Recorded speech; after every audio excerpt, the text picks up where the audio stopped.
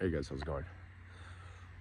So this is the second day of owning this rifle. I got this yesterday. UPS dropped it off, and so I tried it out yesterday, and I really like it. I posted a video about what I also didn't like about it. Woke up this morning and I decided to change it. So again, this is the JTS Airstrike carbine 22 caliber, and obviously the stock is terrible. I hate this. I hated the stock that came with it. It's not even, it was like a commercial style stock on a mil spec buffer tube. So this, and there's no wiggle. I might get a law folder for this. I have a lot of AR parts, so I might be throwing something on here to get a little folding stock on it. Anyway, so right here, we cut the rear side off. It is a huge piece of shit. I removed the front sight. Problem with this is that I'm not a huge fan of this design. When the front sight's on and your fasteners go down, there's little catch nuts in here. Well, once you take the front sight off, those just fall into the in between the barrel and this sleeve. So now, if you listen very carefully, you can hear it. So I'm gonna have to turn this upside down and wait till I can tilt it around till I catch the nut on both these holes, and I'm gonna just have to put a small screw in there. But yeah, I've got the PEC 15 mounted on the opposing side. The mount that I had the Vortex sitting on, I actually relocated down here because this is the 1/2-inch riser plus 8 rail slot. So that actually threw, normally I would only be able to mount my bipod way back here. So now I'm able to actually get it out a little further so I can put my hand right here. Opposing side, I got a tape switch underneath that I crudely reused some old Howes hockey tape, the camo stuff, and it does not look good. It's only temporary because the switch keeps falling off. It doesn't want to stick to the Velcro pad in there.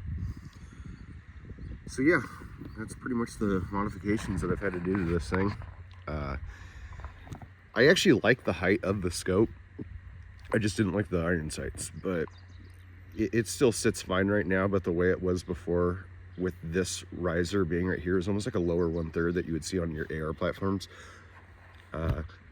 So that was actually kind of nice because that's what I run on my 11.5 and my 14.5.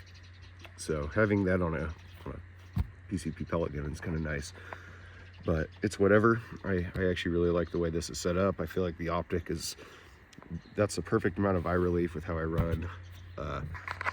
You know, my stock configuration and everything. It gives me the perfect length to pull and eye relief to use the scope effectively.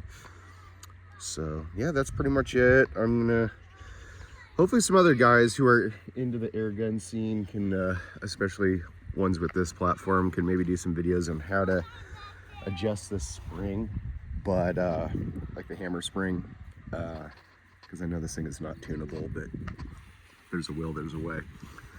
And then I actually picked this guy up. This is on Amazon. It's a 4 Uncles. I could have swore online it said it was a 4 chamber, but I think this is only or 3. But glow in the dark gauge, oil filled. It's nice. This thing, it's a little bit of a, once you get past 2000 psi, like, you know, right around the 15 bar range, it gets kind of hard to fill up the rest of the way. But you can see there I'm just a hair over, but on this gauge I'm a hair under, so I kind of split the difference. But hey, for 40 bucks on Amazon, and it comes with all the adapter fittings, you can't beat it. And then I'm pretty much running the JTS dead centers out of here, not because this is a JTS rifle. I've had these pellets before I've had this rifle. I just really like these pellets and they shoot good out of it, but the JSB Jumbo Exacts are money. In fact, I shot a group yesterday. I got it kind of hidden under my deck. I didn't want the rain to go away. Pardon my yard. We live out in the country. So that was actually zeroing the JSB dead centers. Kind of had a flyer here. Kind of fixed it, and it was super windy. And then yeah, that's a good dime size group. That's the GSPs. They're awesome. Hades were good. That one right there was a flyer. That was me. I even called it on myself. H&M Barracuda match. They did okay. Gamma Redfire did pretty well too. They shot a little high. Again, it was windy, but these two here, I accidentally double cocked the rifle, so I got two in the chamber. But these are all at 30 yards, so I figured, you know, 30 yards zero should be just enough for something like this.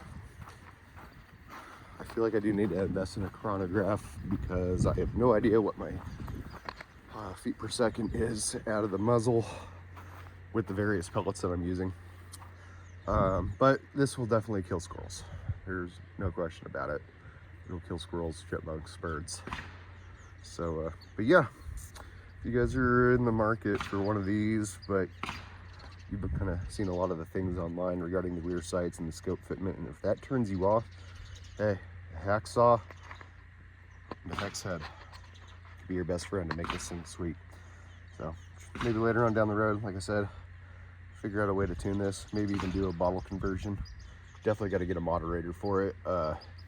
I'm not wanting to spend over like $100 on a moderator. I think that's stupid for an air gun. This is still more quiet or close to sound report of my Gammo Swarm Magnum, and that's got the whisper tip on it. So yeah, anyways, hope you guys like it. Hope this helps. Peace.